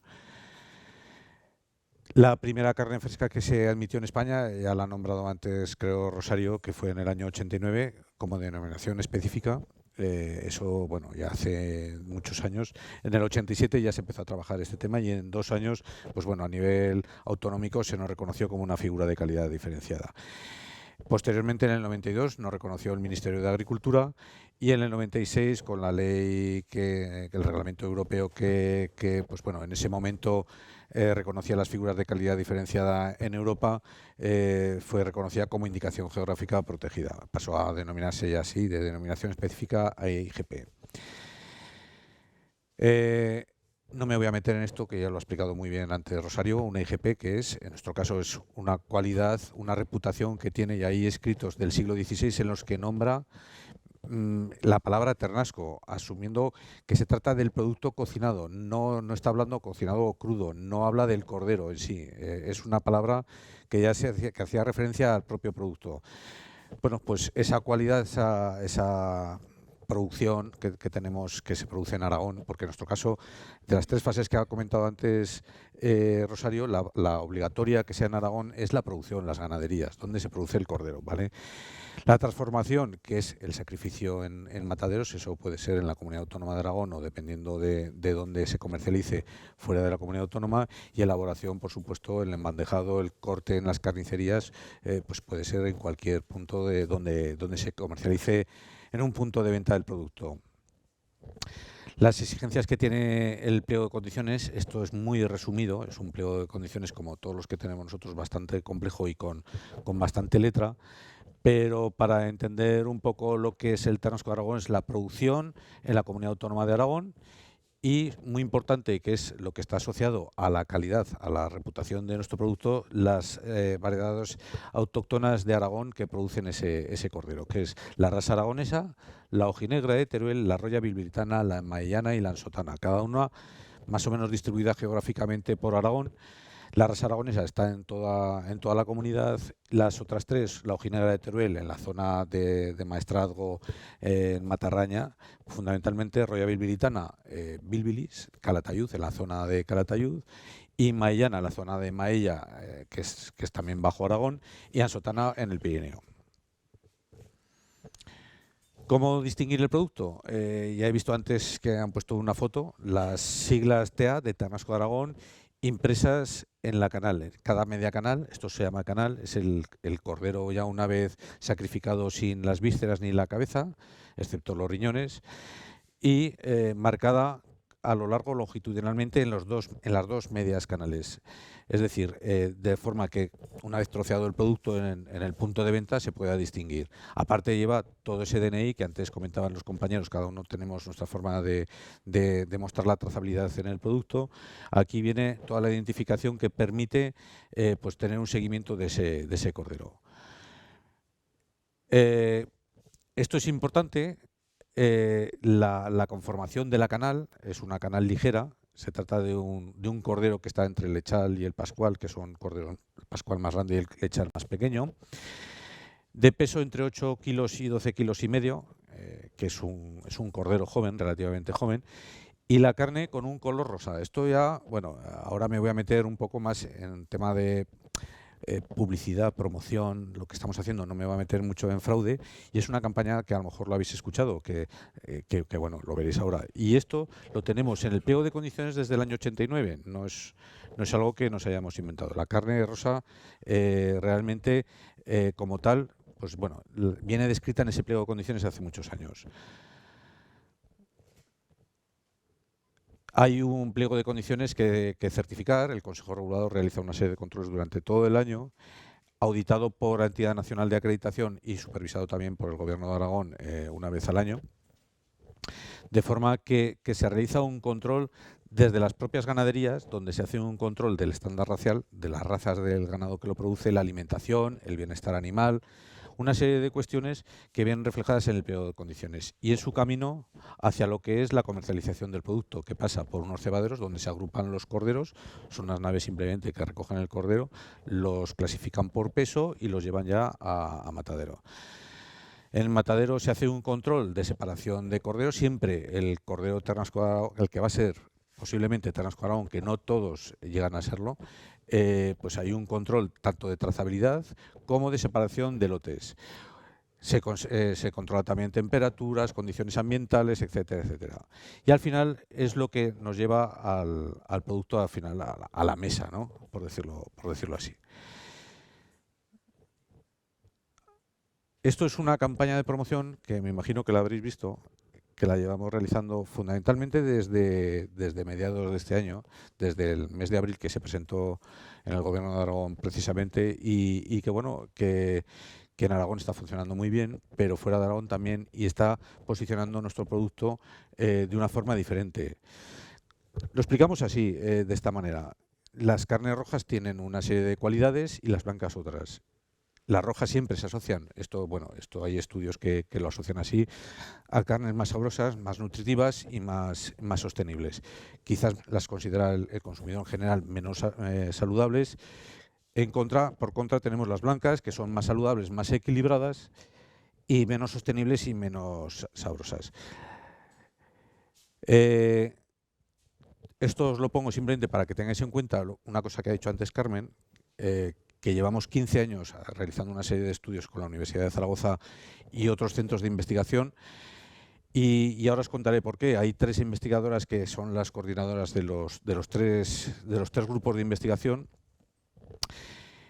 y quisimos ver qué pasaba si mezclábamos el blanco y el rojo. Pues nos sale el rosa. ¿Y por qué? Pues bueno, si cogemos lo mejor de las dos carnes, las rojas sabrosas, nutritivas y sostenibles, y de las blancas saludables y equilibradas, tenemos todo esto. Esto es algo que se puede asociar perfectamente al ternasco Aragón, una carne rosa, una carne que es sabrosa, nutritiva, saludable, equilibrada y sostenible. No estamos realmente inventando nada, hemos cogido un poco un conglomerado de cosas que teníamos y le hemos dado forma. Es una forma de llegar al consumidor. Fuera de Aragón está calando bastante, y hasta ahora no habíamos llegado mucho al consumidor en general fuera de nuestra comunidad autónoma, y con esta forma de explicarlo estamos posicionando bastante bien el producto y se está empezando a conocer de forma más importante, porque fuera de nuestra comunidad autónoma, por desgracia, la palabra ternasco, que es una palabra muy aragonesa, ternasco, tierno, no se conoce, no asocian. Ternasco lo asocian a ternera. Tenemos ahí una batalla y una lucha continua con el consumidor para darle a conocer todo esto. Pues bueno, todos esos estudios nutricionales que se realizaron durante 15 años con la Universidad de Zaragoza fundamentalmente, aparte de el Instituto de Investigación Sanitaria de Aragón y el Hospital Miguel Servet aquí en Zaragoza, Pues bueno, ha hecho nada más que demostrar algo que nosotros lo teníamos bastante claro. Los médicos, por norma general, solían y suelen a veces desechar la carne de cordero rápidamente, pero por una mala interpretación, que esto viene dado porque que cogen unas tablas nutricionales que están realizadas con corderos de países anglosajones. Corderos de mucho más peso, que han pastado, que el nuestro no salen nunca a pasto, consume la leche materna, el cereal que tiene a libre disposición a partir de los 40-45 días y poco más. Pero esos corderos, claro, el nuestro tiene unos 90 días. Los corderos anglosajones con los que se realizaron esas tablas nutricionales son corderos de 6 meses como mínimo. Estamos hablando de corderos que han salido al pasto, que no me voy a extender mucho más porque de tiempo vamos justos, pero bueno, son de diferente composición nutricional. Sus ácidos grasos, los que tienen en su organismo, están más saturados. El nuestro es más parecido al que decía Juan, al aceite de oliva virgen extra. Y es verdad, el 39% de los ácidos grasos que componen la grasa del ternasco, el 39% es ácido oleico, es un ácido graso monosaturado que es saludable para nuestro organismo. Bueno, pues todos esos estudios se han estado realizando durante 15 años, no solamente buscando qué composición nutricional tiene el ternasco, sino cómo repercute el consumo en lo que es el consumidor normal, la gente de la calle, ¿no? Y se han hecho muchos estudios. Bueno, hicimos estudios con monjas en conventos de clausuras, que parece que no, yo os lo digo un poco como anécdota, por salirme un poco de las charlas estas tan técnicas. De todo, había de todo. Pero ¿por qué? Los conventos de clausuras son unos puntos para hacer análisis nutricionales muy interesantes, porque todos comen lo mismo, desayunan lo mismo y cenan lo mismo y tienen unos hábitos muy parecidos. Por lo tanto, se ve cómo evoluciona. Y les dimos a consumir durante un tiempo ternasco y pollo. Esas mismas monjas luego se cambiaron durante 3 semanas en periodos de 3 semanas, consumían pollo y ternasco. Y en cada uno de esos periodos se analizaba pues un poco su composición, lo que es básicamente su composición corporal, la cantidad de grasa que tenían, cómo evolucionaban en peso y los índices de riesgo cardiovascular, ¿vale? Colesterol, triglicéridos, etcétera, etcétera. Pues salimos prácticamente igual que el pollo, que dicen que el pollo es saludable, pues el ternasco de Aragón es saludable. Además, bueno, se hizo una encuesta y salieron mucho más satisfechas las que consumieron ternasco que las que consumieron pollo. O sea que, bueno, un poco de todo, ¿no? Es una anécdota por salirnos un poco de lo que hemos estado hablando esta mañana. Al final, pues bueno, es algo que estamos intentando dar a conocer, las razones por las que decimos que la carne de ternasco de Aragón es la carne rosa. Nos hemos posicionado en ese punto en el que, bueno, la sociedad ha querido hablar siempre de colores en la carne, que tampoco, no sé, hasta hace no muchos años no se hablaba de estas cosas, pero bueno. Hablamos que es una carne que tiene ese color porque es una carne nutritiva, es baja en colesterol, es muy similar al muslo de pollo, la cantidad de ácido oleico es muy importante en el contenido de grasa total que tiene esa carne, tiene un bajo contenido en sodio, es recomendable lo están empezando a recomendar ya ciertos dietistas para hipertensos, para gente que hay que bajar el contenido en sal. La cantidad de grasa es muy similar a la que tiene el pollo, en paletilla y pierna. Bueno, que ayuda a perder peso, lo hemos visto también. Son dietas hiperproteicas que llaman los dietistas. El incremento de la cantidad de carne que suponen esas dietas, pues nos ayuda a perder peso. Bueno, y muy importante, ganadería extensiva, ganadería sostenible, ganadería relacionada con el medio rural. Mantiene los pueblos, el ganadero de ovino, al final, en muchas poblaciones en las que ha desaparecido el ovino, pues el pasto se embrutece. Bueno, ya habéis visto este año los incendios que ha habido. Parece ser que en algunas comunidades autónomas, en Cataluña, el otro día se lo comentaba Juan, han tomado la decisión de apoyar al ganadero que ayuda a mantener esos montes. Y bueno, muy importante que no desaparezca esta ganadería. Otra cosa es cómo está en estos momentos, que se encuentra en un momento bastante complicado. La carne rosa, pues bueno, ahí estamos publicitándolo en Zaragoza, en Huesca, Teruel, en toda la comunidad autónoma y fuera de nuestra comunidad. Nosotros, dentro de que es una carne modesta, intentamos dar a conocer las cualidades nutricionales que tiene nuestro producto. Y bueno, no me voy a extender más. Muchas gracias.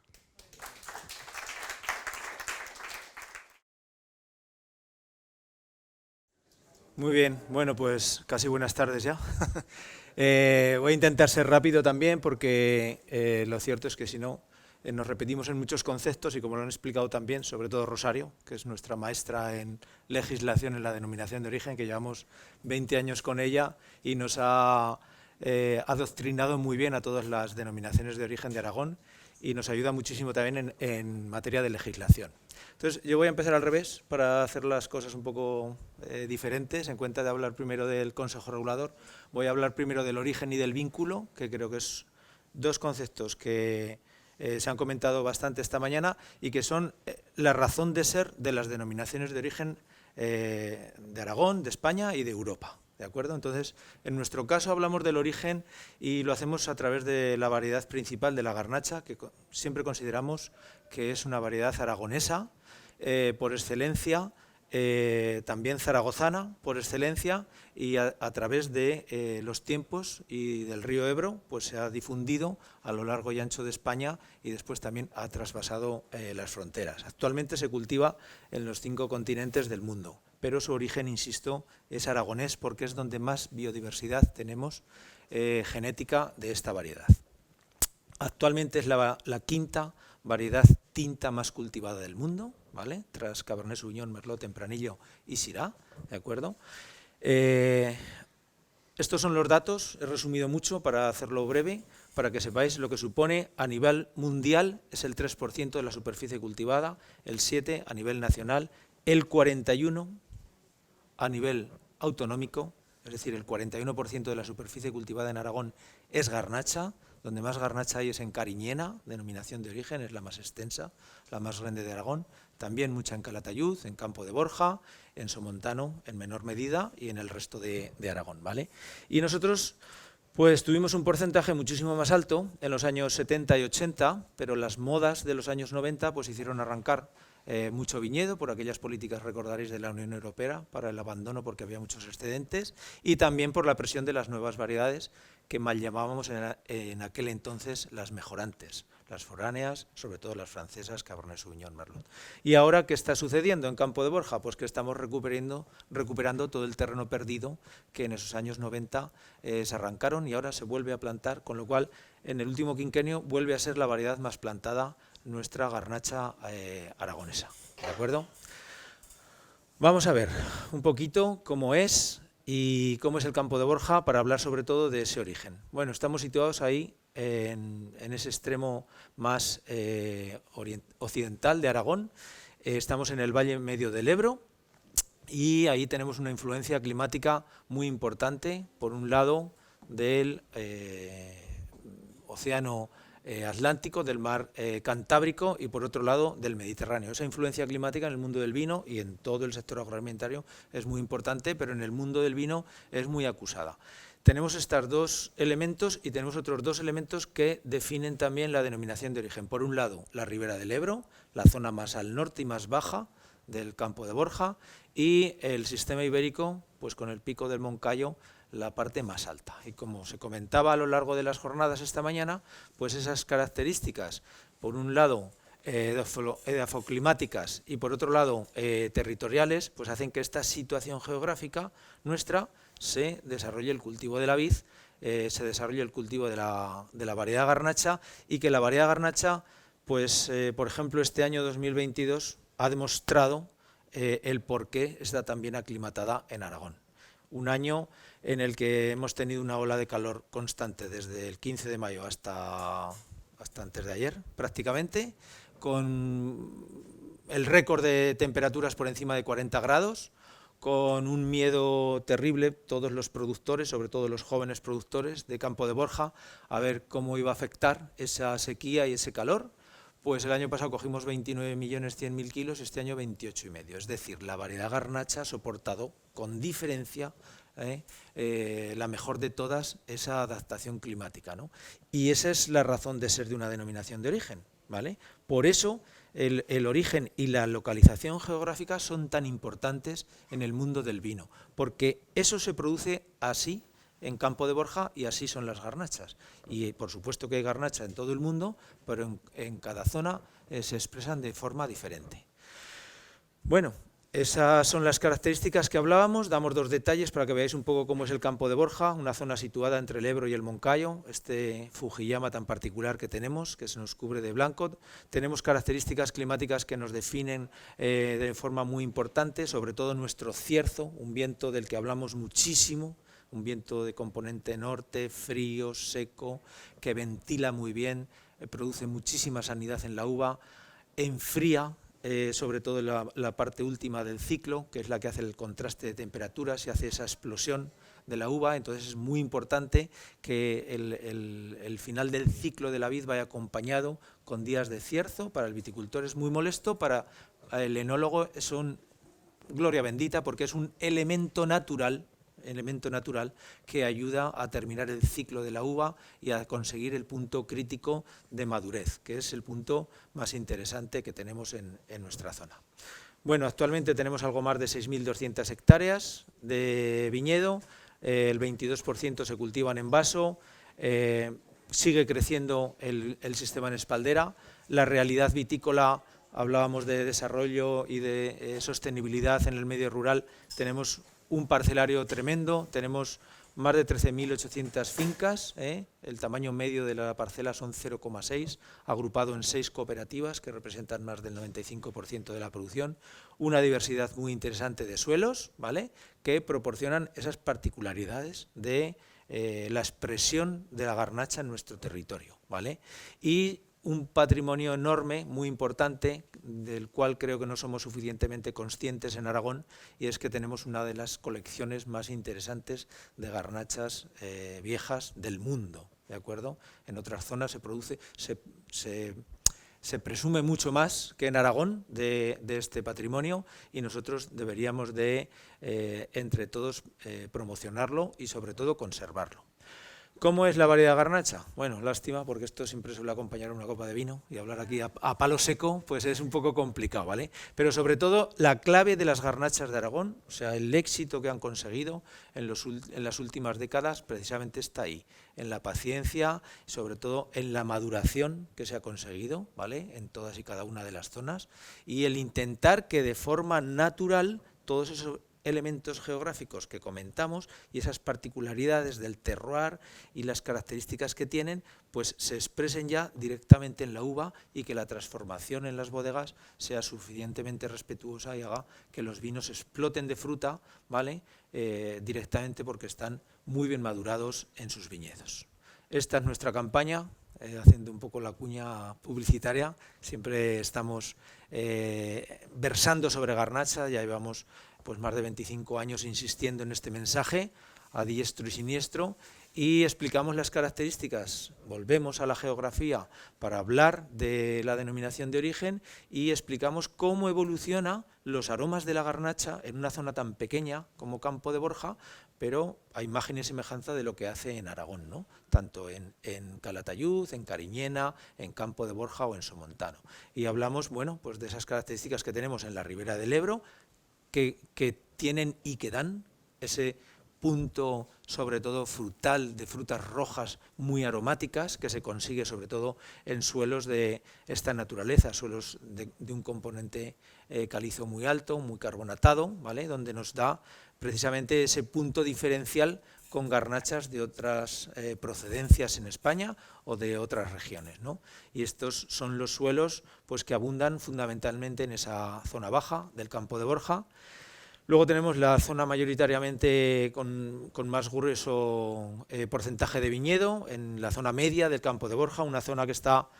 El Campo de Borja siempre es una ladera pendiente, o sea, de pendiente muy suave. Precisamente esa ladera que tenemos entre el sistema ibérico y el Ebro hacen ese ecosistema muy especial del cultivo de las garnachas. Los mejores Gran Crus de Campo de Borja siempre están en viñedos situados en ladera. ¿Por qué? Porque de forma natural es el lugar donde las raíces de la viña pues tienen poca profundidad, son suelos poco profundos, ayudan a autorregularse el vigor, que es un elemento clave en la garnacha. La antítesis de la garnacha es viñedo con mucho vigor y mucha producción, da aromas verdes, poco maduros. La suave ladera es lo que ayuda a tener el mismo punto de equilibrio en la cepa más alta y en la cepa más baja, ¿no? Y encima, si eso está orientado al norte, que da un punto de frescura, y también en la dirección del viento dominante del cierzo, pues ahí es donde se explota de verdad los recursos más interesantes de la variedad garnacha. Eso, y volvemos a una composición de suelos muy particulares, de canto anguloso. Tenemos también suelos de canto rodado en las zonas del Valle del Huecha y zonas de inmensa pedregosidad en los piedemontes del Moncayo, ¿no? Y estos suelos pues es lo que hace la pluralidad, la riqueza, la diversidad de la zona. Una zona súper pequeñita, 6.000 hectáreas es nada en el panorama del mundo del vino. En España tenemos 950.000 hectáreas, para que os hagáis idea, más o menos. Nosotros representamos nada y, sin embargo, somos capaces de producir estilos muy particulares y muy singulares de los vinos, ¿no? Y la zona alta, la más próxima al Moncayo, donde las pendientes son más elevadas, ahí también, pues bueno, los vinos se producen una finura y una elegancia muy sutil, son vinos muy especiados, vinos que adquieren mucho la vegetación del entorno y del matorral, el sotobosque que se cultiva. Eso se impregna, esos aromas, en las pieles de la uva, y eso da pues vinos muy complejos. Y luego suelos pues de esta naturaleza que son únicos, no en Aragón ni España, son únicos en el mundo. Son terrazas similares a las licorelas de los Priorat, ¿vale? Pero que hacen que tengamos un perfil de vinos muy interesante. Ya digo que todo esto se explica mejor con 3 ejemplos de vino, uno de zona baja, media y alta, y no sé, suele ser un poco más ameno que meter aquí un rollo técnico y teórico. Entonces, yo he empezado al revés y he intentado que vieseis cómo es los elementos naturales de Campo de Borja para justificar lo que hacemos en una denominación de origen, lo que han explicado todos mis compañeros, ¿no?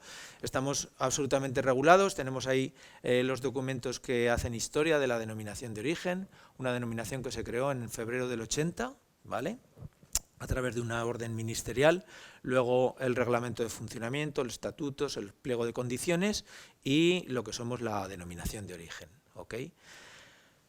Hemos explicado ya muy bien todos mis compañeros las funciones que hacemos, Corporación de Derecho Público, gestionamos la denominación y los registros. Nosotros tenemos algo así como 1.100 viticultores, 13.800 parcelas, 19 bodegas, ¿vale? Y nos encargamos de eso, de hacer la protección de esos productos, garantizar el origen y la calidad, ¿vale?, y la autenticidad a través de la gestión de las contraetiquetas, que es la matrícula que le ponemos a cada botella de vino, ¿vale? Y bueno, esa matrícula lo que hacemos es, con la entidad de certificación, hacer que cada polígono, parcela, recinto tengan, con los ejercicios de trazabilidad, una numeración de contraetiqueta. Y cada botella, cuando analizamos la contraetiqueta, tiremos hacia atrás de la trazabilidad y vayamos concretamente al municipio, polígono, parcela y recinto del que procede.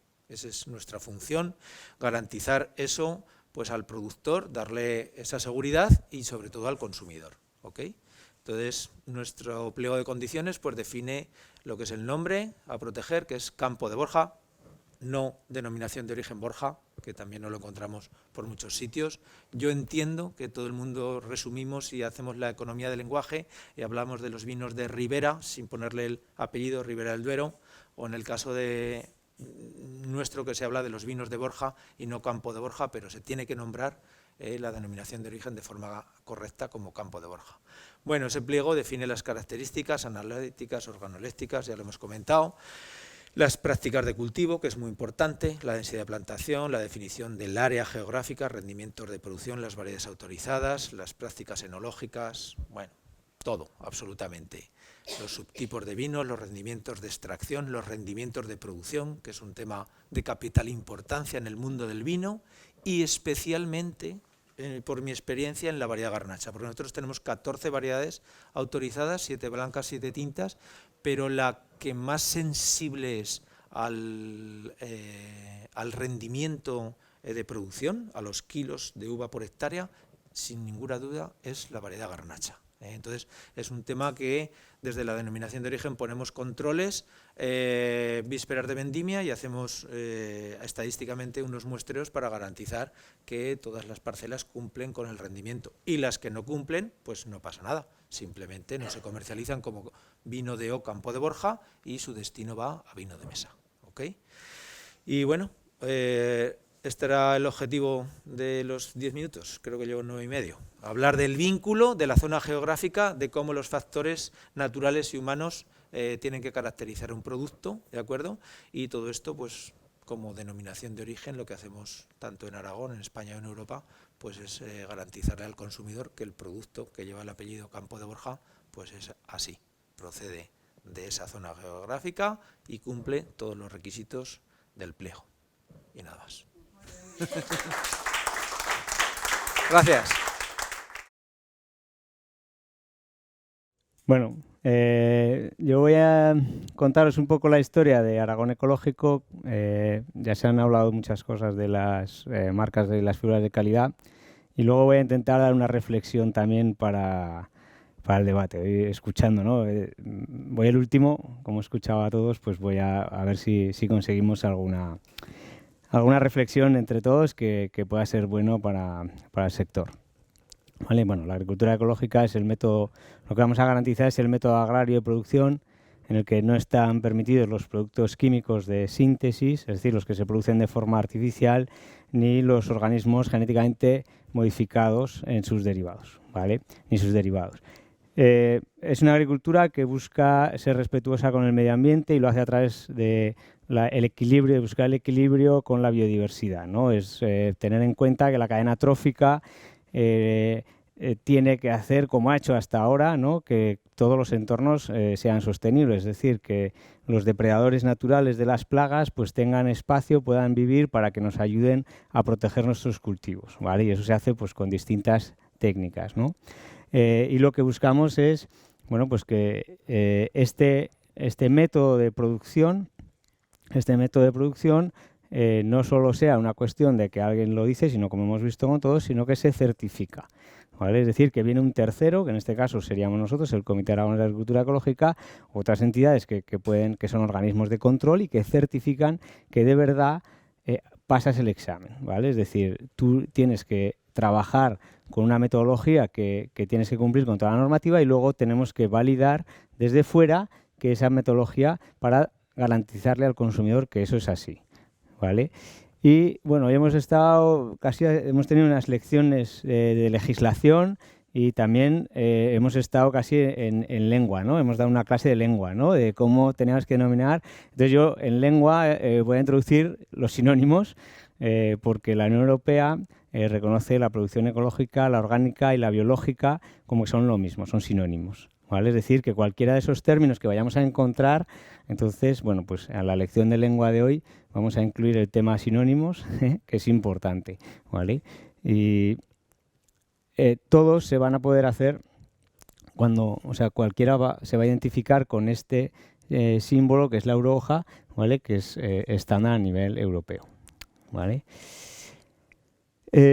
Bueno, hemos contado todos un poco nuestra historia. Nosotros también llevamos más de 25 años con este tipo de agricultura, mejorando la norma, que también yo creo que es importante entender que todas estas normas de calidad están basadas en la mejora continua, por tanto, las normas y las leyes también van mejorando a medida que vamos encontrando casos que nos resuelven, ¿vale? Como hemos pasado a un ordenador, se me han movido los números, pero bueno, la última que tenemos ahora en vigor sería el 2014. ¿Vale? Los hitos, las principales magnitudes en Aragón es que tenemos unos crecimientos de en torno al 28,6%. Estamos ya a más de 1.600 operadores con 108.000 hectáreas. Tengo aquí 103.000 hectáreas, es de lo del 21, ¿vale? Con crecimientos del 30%. ¿Qué nos indica esto? Bueno, yo creo que es importante entender que es un mercado que está en crecimiento, que no está maduro. Es muy complicado ver en otros mercados estas cifras de crecimiento. Por tanto, la reflexión para mí sería entender que es una oportunidad para, pues como hemos visto, ¿no? Hoy hemos visto aquí muchas denominaciones que llevan muchos años, las primeras de España que están en Aragón, que llevan muchos años y por tanto esos mercados están maduros, están consolidados y las oportunidades de crecimiento en mercados maduros es desplazar a otros y eso pues complica un poco la batalla, ¿no? Aquí tenemos un mercado que está en crecimiento, por tanto el que se posiciona hoy pues tiene esas oportunidades de en el futuro poder defender esa opción, ¿vale? ¿Y por qué introduzco estos conceptos de mercado? Que es la reflexión que yo quería hacer. Porque dentro de la sostenibilidad, y hemos estado viendo todos los casos de la calidad, de cómo garantizamos la calidad, pero dentro de la sostenibilidad para mí tiene que entrar la rentabilidad. Es decir, todo esto que hacemos y que lo hacemos de manera especial y que lo hacemos para garantizarle al consumidor que lo estamos haciendo todos bien, pero unos mejores que otros, esto además tiene que ser rentable, ¿vale? Esto tiene que ser rentable. ¿Y cómo conseguimos esa rentabilidad? Pues a través de la promoción, a través de dar a conocer estas prácticas, a través de estos cursos, ¿no? Yo creo que aquí puedo enlazar lo que hablaba al principio de la charla la directora general de la promoción y todos los esfuerzos que estamos haciendo con lo que habéis visto, el desarrollo técnico que lleva cada una de las denominaciones o cada una de las figuras de calidad, que es importantísimo, pero que esto lo tenemos que dar a conocer y que tenemos que saber sacar una ventaja económica de ello, porque si no acabaremos, a pesar de que las prácticas puedan ser ecológicas, puedan ser sostenibles, pero si no somos rentables tendremos que desaparecer y por tanto hay que buscar eso. ¿Y eso cómo lo vamos a conseguir? Pues yo creo que la manera más importante es promocionarlo. Y aquí tengo una frase que yo he tenido la fortuna de estar en alguna otra figura de calidad y que siempre decía que es bienaventurado aquel que tiene una campaña porque solo él puede criticarla. Entonces, a las autoridades que nos puedan escuchar, hay que mantener las campañas de promoción, hay que seguir con la presión porque tenemos que intentar captar al público que tenemos. Nosotros en Ecológico tenemos una suerte que es que tenemos a un consumidor entusiasta que ya viene evangelizado de casa. No le tenemos que contar lo que hacemos porque ellos son creyentes en que esta filosofía de consumo, esta filosofía de producción es buena para el sistema, es buena para sus hijos, es buena para el planeta y por tanto ya se creen el método y se creen que esto es sostenible. La Unión Europea ha puesto ahora encima de la mesa un proyecto súper ambicioso para que el 25% de la superficie agrícola en el 2050 sea en producción ecológica, ¿vale? Por tanto, vamos a necesitar, y esta es nuestra visión, que haya otros grupos de consumidores que se unan a este consumo, porque si tenemos mucha producción eco pero no tenemos demanda, pues entonces volveremos otra vez a tener problemas de sostenibilidad a pesar de que estamos haciendo prácticas que ambientalmente son buenas, ¿no? Entonces nuestras campañas, lo que estamos haciendo es intentar convencer a esta gente que los hemos denominado visionarios, a los entusiastas ya nos están consumiendo, pero a los visionarios que se puedan sumar a que incorporar en sus menús, a que incorporar en sus cartas, a que incorporar en su consumo del día a día productos ecológicos realmente es saludable, es sostenible y es rentable para ellos también, porque la salud al final es economía. Cuando yo tengo problemas de salud, mi economía va a decrecer, ¿no?